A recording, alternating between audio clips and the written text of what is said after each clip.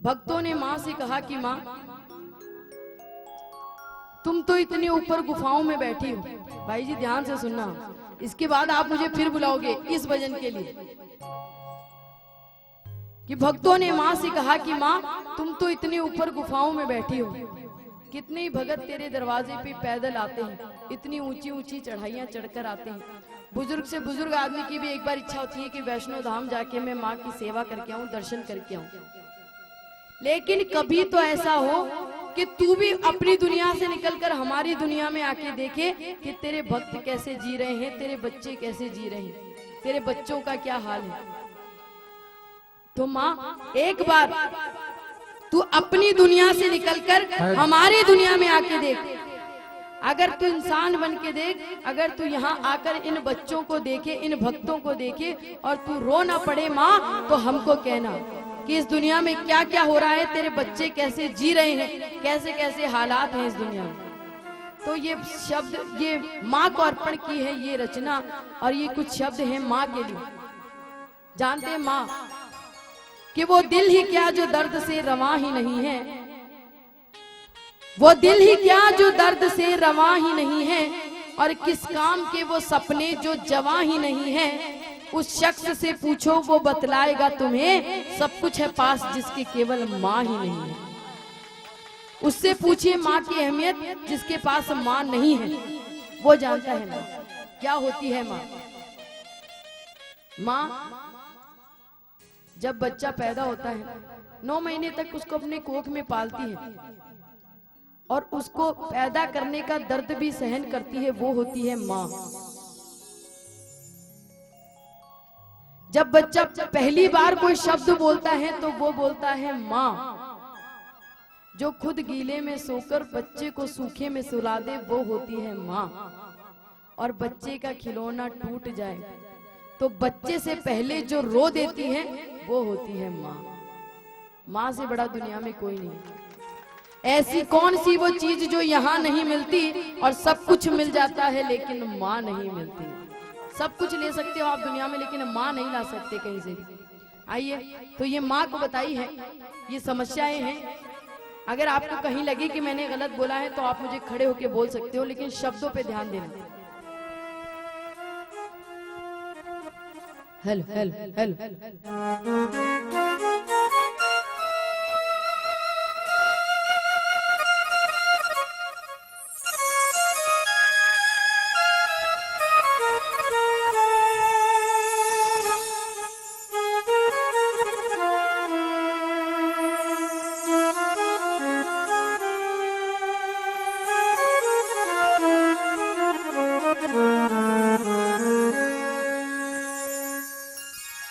तुम तो बैठी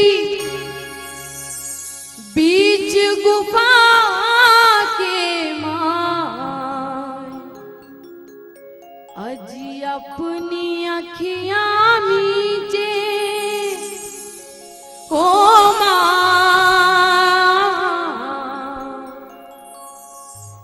क्या गुजरी है हम बच्चों पर, देख जरा तू नीचे। कि ऊंची पेड़ी मेरी मात की, मुँह से चढ़ो ना उतरो जाए। और कह दी जो मेरी मात ने कि मेरो हाथ पकड़ ले जा। कि माँ एक बार अपनी दुनिया से निकलकर हमारी दुनिया में आके देखो कि इस दुनिया में क्या क्या हो रहा है। सुनिएगा। पत्थर की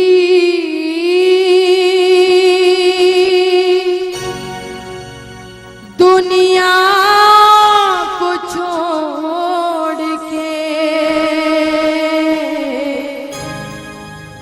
देखो माँ,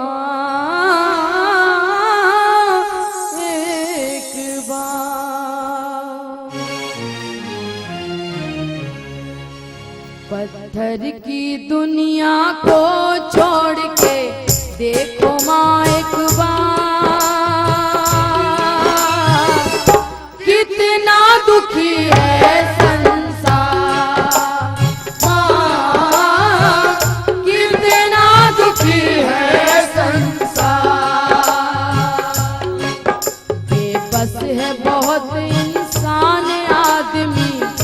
आज बहुत लाचार, कितना दुखी है संसार, माँ कितना दुखी है संसार।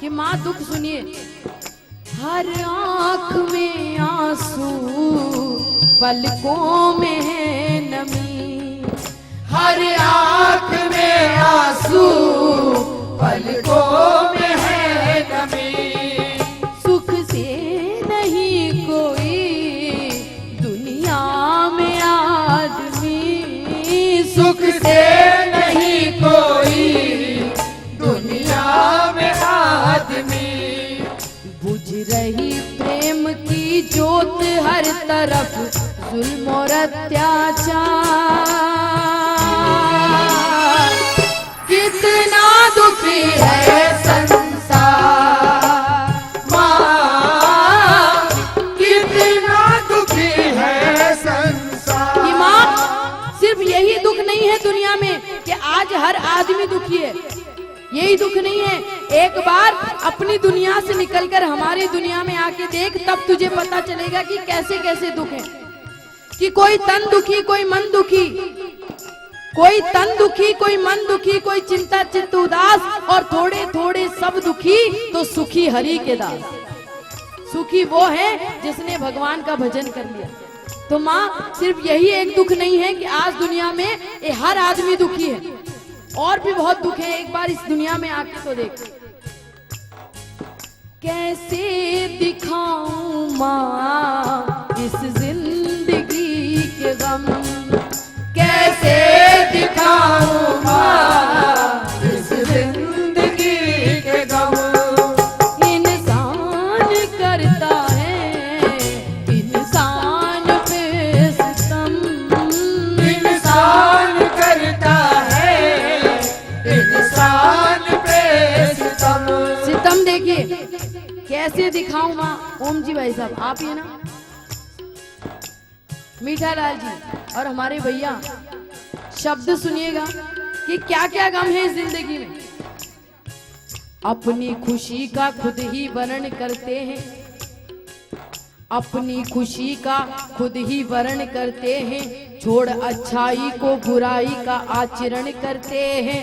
बहुत दूर हैं आज की दुनिया में कल के रावण, आज तो खुद लक्ष्मण ही सीता का हरण करते।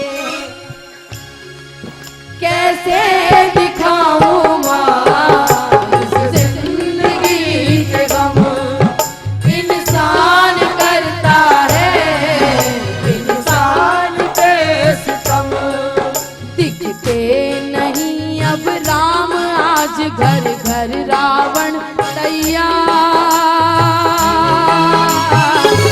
कितना दुखी है संसार, माँ कितना दुखी है संसार।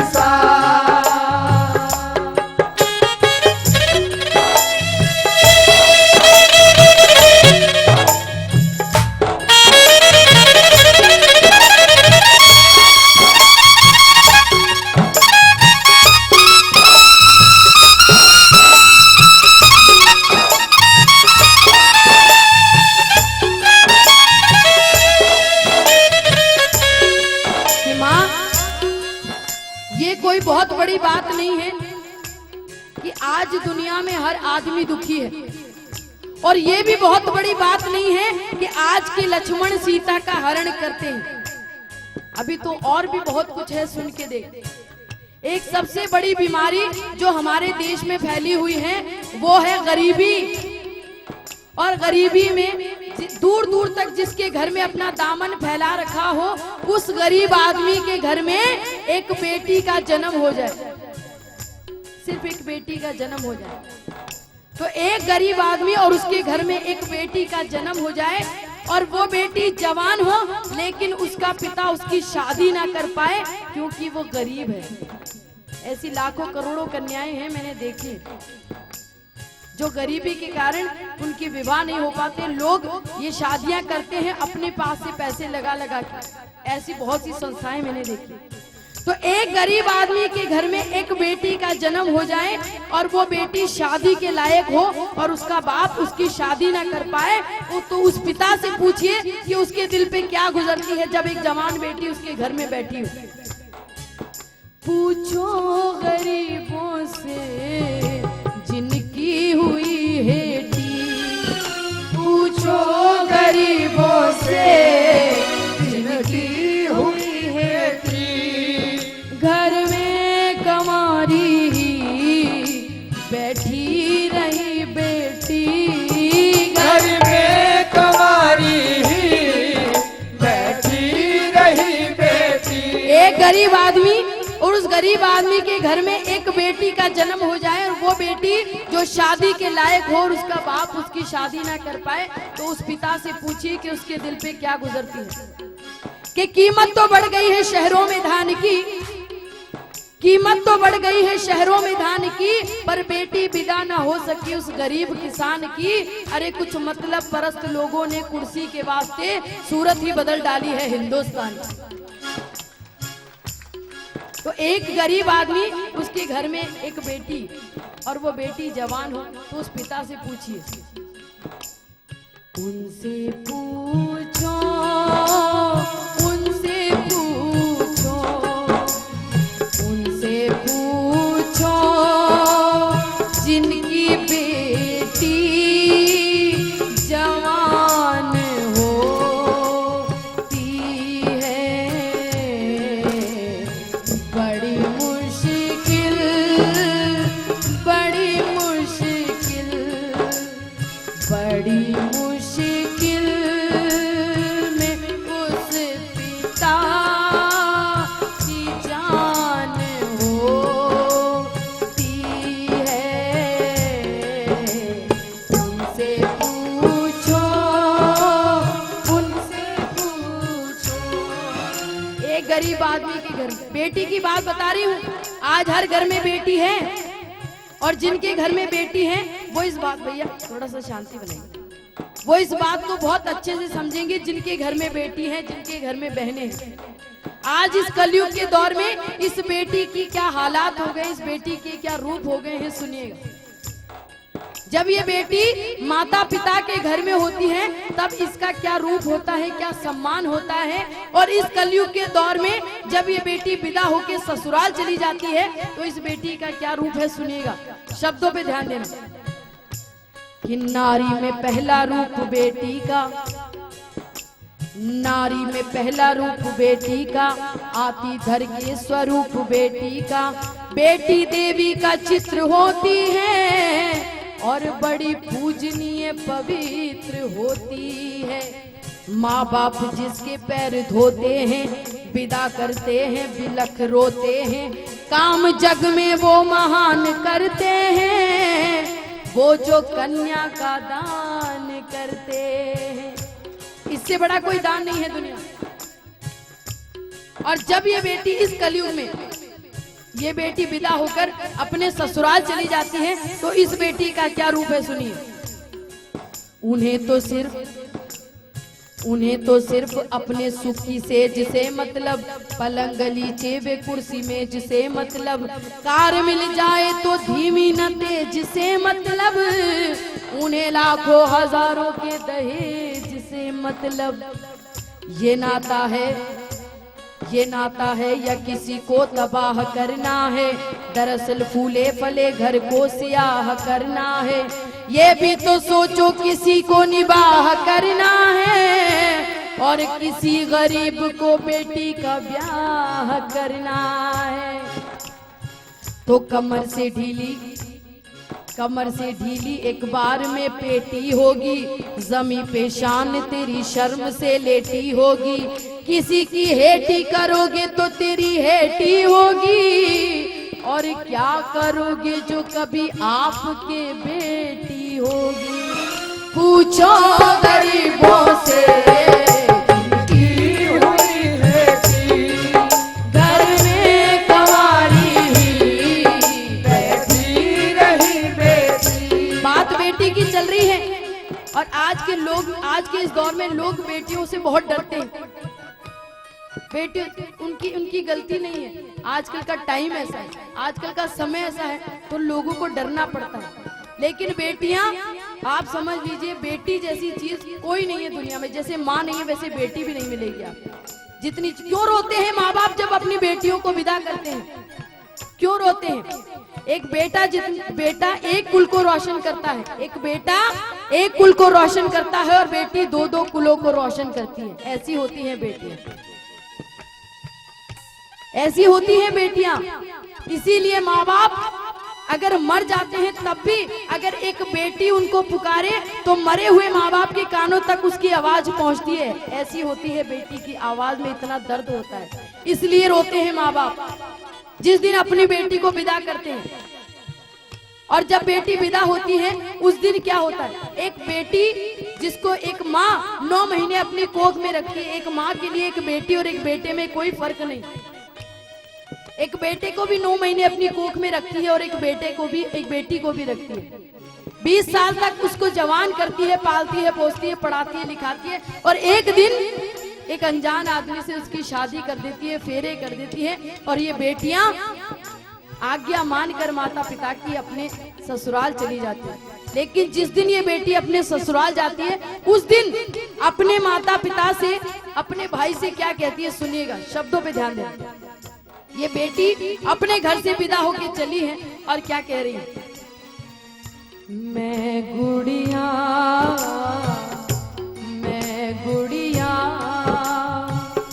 तेरे आंगन की, ओ मैं गुड़िया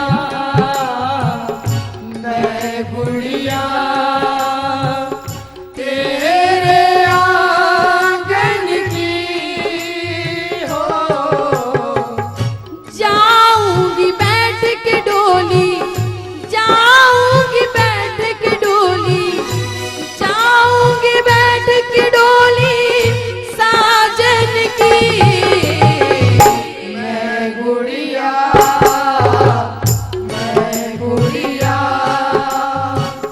तेरे आंगन की हो। मैं गुड़िया, ये गुड़िया अपने घर से चली और उस माँ से गले मिलके रो रो के उस माँ से कहती है जिसने 9 महीने अपनी कोख में रखा। ये माताएं बहनें बहुत अच्छे से मेरी बात समझेंगी, क्योंकि ये किसी की बहनें हैं, किसी की बेटियां हैं। ये भी एक दिन विदा होके आई हैं और एक दिन अपनी बेटियों को, अपनी बहनों को विदा करेंगे। तो ये बेटी अपनी माँ के गले मिलती है और रो रो के अपनी माँ से कहती है कि माँ, ऐ मेरी माँ तू क्यों रोती है, ऐ मेरी माँ तू क्यों रोती है। बेटी पराया धन होती है, ऐ मेरी माँ तू क्यों रोती है। बेटी पराया धन होती है। राजा की हो या हो निर्धन की,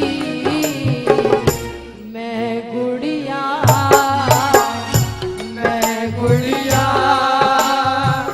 तेरे आंगन की हो। मैं गुड़िया।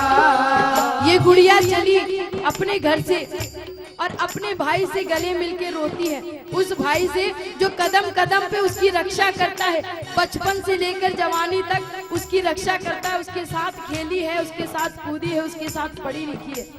उस भाई से गले मिलती है और रो रो के ये बहन कहती है अपने भाई से कि भाई मैं तेरी द्रौपदी तू मेरा कन्हैया, मैं तेरी द्रौपदी तू मेरा कन्हैया, बहना को भूल मत जाना मेरे भैया, मैं तेरी द्रौपदी तू मेरा कन्हैया, बहना को भूल मत जाना मेरे भैया, याद ना भुलाना रक्षा बंधन की मैं गुड़िया, मैं गुड़िया तेरे आंगन की, ओ मैं गुड़िया। ये गुड़िया अपने पिता की लाडली, एक पापा जी, एक कलाकार के लिए सबसे बड़ी बात वो है कि एक दूसरा कलाकार आके उसको सम्मानित कर दे, उससे बड़ा सम्मान नहीं दुनिया में। ये मेरे लिए बहुत सौभाग्य की बात है। हेलो, बहुत ही रंजना जी बहुत ही सुंदर रचना प्रस्तुत करी है कि एक सत्संग के माध्यम से हमें जीवन में कुछ सीखने को मिल रहा है। भक्ति भावना एक अलग चीज है, लेकिन ये जो भी अभी शब्दों द्वारा प्रस्तुत कर रही है, हमारे बीच में एक घटनाएं इस तरह घटित होती रहती है और उसी को दर्शा रही है। किसी कवि ने लिखा है,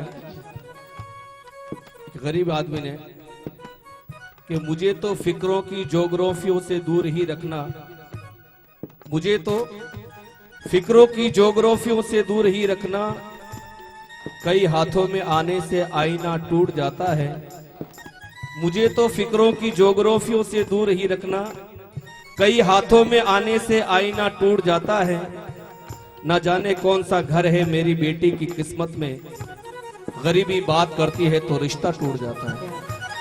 शुक्रिया। तो एक बेटी अपने घर से विदा होके चली है। मैंने ऐसे ऐसे भाई देखे हैं, ऐसी ऐसी बहनें देखी हैं जो एक बार शादी होके अपने ससुराल आती हैं तो पीछे मुड़कर नहीं देखती, पीछे मुड़कर नहीं देखा कि मेरा कोई बाप भी है, मेरा कोई भाई भी है, मेरी कोई माँ भी है, सिर्फ मेरा पति, मेरे बच्चे, मेरा कुटुंब कबीला, इस परिवार में खो के रह जाती है ये बेटी, क्योंकि घर से सीख के आती है। तो ये बेटी सिर्फ उसको ये ध्यान रहता है मेरा घर, मेरा पति, मेरे बच्चे, मेरा कुटुंब कबीला। और वो रक्षाबंधन का जो एक दिन आता है उसमें भी ऐसी ऐसी बहनें देखी जो अपने भाई को राखी बांधने के लिए नहीं पहुंच पाती, ऐसी ऐसी बहनें मैंने देखी। तो लेकिन ये बहन कहती है कि मैं तेरी द्रौपदी तू मेरा कन्हैया, और बहना को भूल मत जाना मेरे भैया, याद ना भुलाना रक्षा बंधन की। और बाबुल की लाडली, बाबुल की ये लाडली जब अपने घर से विदा होती है तो उस पिता से पूछिए उसके दिल पे क्या गुजरती है। आप में से कितने पिता यहाँ बैठे होंगे, कितने भाई यहाँ बैठे होंगे जिन्होंने अपनी बहनों को विदा किया है, अपनी बेटियों को विदा किया है। वो जानते हैं बेटी की अहमियत, वो जानते हैं बहनों की अहमियत। जिस दिन ये बाप अपनी बेटी को विदा करता है उस दिन ये बेटी अपने बाप से कहती है कि पिताजी चले हैं कहाँ मेरी डोली उठा के, चले हैं कहाँ मेरी डोली उठा के, कर दो विदा मुझे शगुन गीत गा के, चले हैं कहाँ मेरी डोली उठा के, कर दो विदा मुझे शगुन गीत गा के, याद ना भुलाना मेरे बचपन की मैं गुड़िया, मैं गुड़िया तेरे आंगन की, ओ मैं गुड़िया। आप में से कितने लोग वैष्णो धाम गए हैं, वैष्णो देवी गए हैं? मैं बताइए जरा, दोनों हाथ उठा के, एक हाथ उठा के बता दीजिए कितने लोग गए। बोलिए सच्चे दरबार की। वैष्णो धाम जाते हैं, वहां पर आप 3 पिंडियों के दर्शन करते हैं। 3 पिंडियां कौन सी? माँ दुर्गा, माँ शारदा, माँ दुर्गा, माँ लक्ष्मी और माँ शारदा। ये 3 पिंडियों के दर्शन आप करते हैं माता। अरे मैं कहती हूँ कि मैं यहाँ बैठे बैठे इन 3 पिंडियों के दर्शन आपको करा सकती हूँ, इसी दरबार में बैठे बैठे। कैसे? सुनिएगा कि जब ये बेटी पैदा होती है, जिस दिन ये बेटी पैदा होती है उस दिन ये माँ दुर्गा का रूप हो। जिस दिन इस बेटी को आप विदा कर देते हो उस दिन ये बेटी लक्ष्मी का रूप हो जाती है, और जिस दिन ये बेटी माँ बन जाती है उस दिन ये माँ शारदा का रूप हो जाता है। कहाँ जाएंगे आप इतनी दूर दर्शन करने? आज तो हर घर में माँ बैठी है, हर घर में वैष्णो माँ बैठी है। तो ये बड़े भाग्यशाली हैं वो लोग जिनके घर में बहनें हैं, जिनके घर में बेटियां हैं। एक बार अपनी उन बहनों के लिए, उन बेटियों के लिए ताली बजा लीजिए, अपने आप को सौभाग्यशाली माने। मैं गुड़िया, मैं गुड़िया तेरे आंगन की, ओ मैं गुड़िया, मैं गुड़िया तेरे आंगन की, ओ जाऊंगी बैठ के डोली, जाऊंगी बैठ के डोली, जाऊंगी बैठ के डोली साजन की। मैं गुड़िया, मैं गुड़िया तेरे आंगन की, ओ मैं गुड़िया तेरे आंगन की, मैं गुड़िया तेरे आंगन की, मैं गुड़िया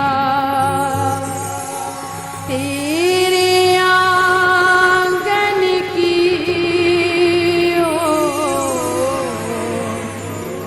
मैं गुड़िया तेरे आंगन की।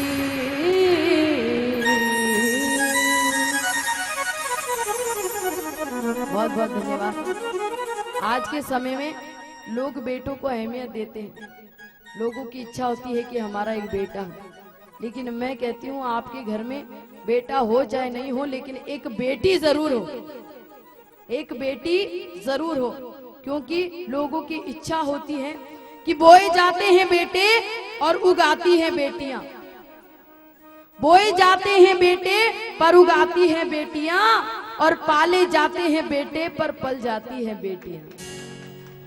बोए जाते हैं बेटे और उगाती हैं बेटियां, और पाले जाते हैं बेटे पर पल जाती हैं बेटियां, और एवरेस्ट पे ढकेले जाते हैं बेटे, और कल्पना चावला की जैसे आकाश में उड़ जाती है बेटी। तो ये बेटियां हैं जिनके घर में हैं, उनको मैं सिर्फ ये कहना चाहूंगी, जितने भाई जितने पिता यहाँ विराजमान हैं, जिस दिन अपनी बेटियों को विदा करें उनको एक बात जरूर कहना, एक सीख जरूर दे के भेजना, और कहना कि दोनों कुल की लाज लाडली तू रखना इसका मान, दोनों कुल की लाज लाडली तू रखना इसका मान। बाबुल का घर जन्म भूमि है, कर्म भूमि ससुराल।